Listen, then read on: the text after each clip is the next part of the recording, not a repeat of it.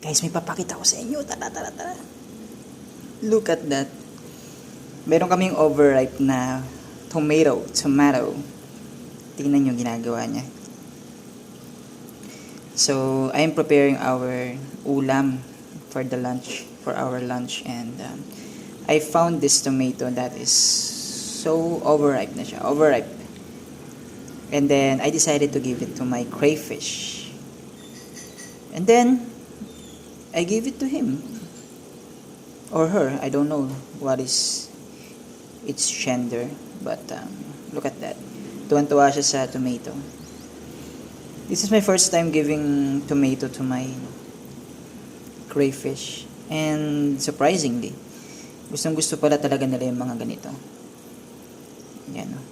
So, kung meron kayong mga crayfish at meron kayong mga overripe na mga veggies, vegetables, fruits, pwede nyo ibigay sa, tawag dito, sa mga crayfish ninyo, guys. They really love it. Yan. Bilis, saglit lang. Niluray-luray niya nga niya eh.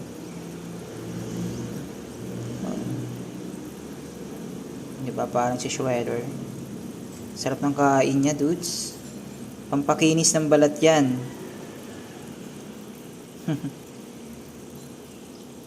May lycopene. Well, anyway guys, may mga gapis din dito. Yan. So, very simple setup.